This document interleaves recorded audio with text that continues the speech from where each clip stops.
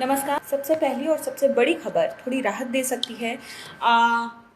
भारत की बात करें तो भारत में 10 लाख आबादी पर सिर्फ 9 मरीज संक्रमित हैं कोरोना से। और दुनिया में कोरोना से जो जंग है उसमें बेहतर स्थिति में है भारत। हम ये क्यों कह रहे हैं? क्योंकि भारत में प्रति 10 लाख आबादी में कोरोना के सिर्फ 9 मामले सामने आए हैं, जो कि दुनिया में सबसे कम है।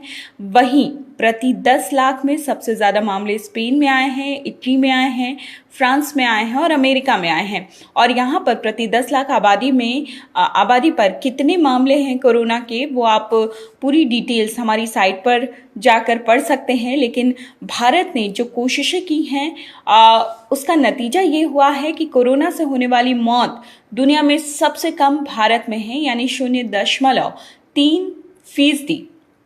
तो संक्रमण के फैलाव में भी भारत ने कामयाबी पाई है। मौत का आंकड़ा भी बेहद कम है।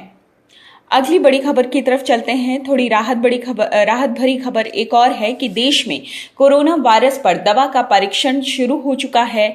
2 सप्ताह से ये ट्रायल चल रहा था। भारतीय वैज्ञानिकों ने जीवित कोरोना वायरस पर दवा का ट्रायल शुरू कर दिया है।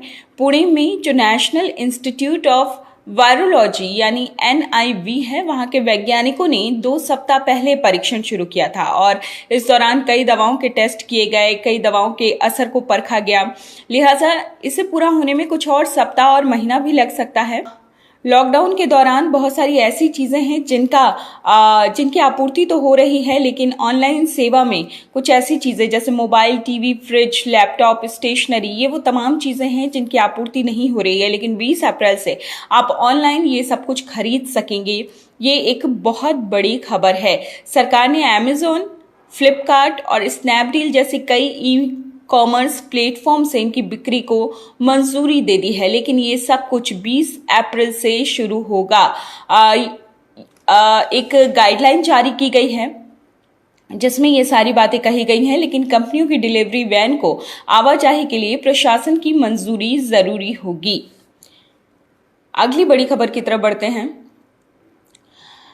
अमेरिका में एक चैनल ने दावा किया है और जिससे संबंधित अफवाह भी काफी दिन पहले से चल रही है कि चीन ने वुहान के लैब में एक विशेष उद्देश्य से बनाया था कोरोना वायरस। यानी कोरोना वायरस नेचुरल नहीं है, बल्कि कोरोना वायरस को जनरेट किया गया है।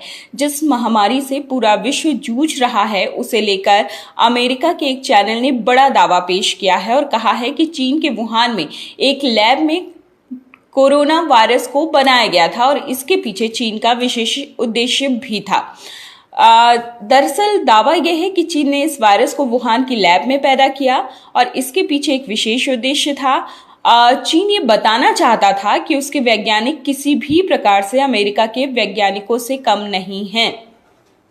और जो रिपोर्ट आई है उसके मुताबिक चीन ने कोरोना को बनाकर ये बताने की कोशिश की है कि वो ऐसे खतरनाक वायरस बना सकता है, और सिर्फ इतना ही नहीं, ऐसे वायरस से अमेरिका के मुकाबले कहीं ज्यादा अच्छी तरह से निपट भी सकता है। फॉक्स न्यूज ने यह दावा पेश किया है और अपनी रिपोर्ट पेश की है और ये कहा है कि कोरोना वायरस को बनाने का ये चीन का अब तक का सबसे महंगा और गोपनीय प्लान था। और आपको बता दें, इस तरह की बातें बहुत पहले से हो रही हैं, खबरें बहुत पहले से आ रही थी, अफवाहों का बाजार गर्म था कि ये चाइना मेड है ये वायरस। और अब अमेरिका के एक चैनल का दावा विशेष उद्देश्य के लिए बनाया गया था, चीन के वुहान में कोरोना वायरस। अगली बड़ी दुनिया भर में क्या स्थिति है कोरोना से संक्रमित लोगों की, मरने वालों की, उस पर एक नजर। फ्रांस में 24 घंटे में 753 मौत हो चुकी है। दुनिया भर में 1,40,000 मृतकों की संख्या जो है वो पहुंच चुकी है। अमेरिका में पिछले 24 घंटों में 2,600 लोगों की मौत हुई है और मौत का आंकड़ा अमेरिका में 25,000 पार कर गया है।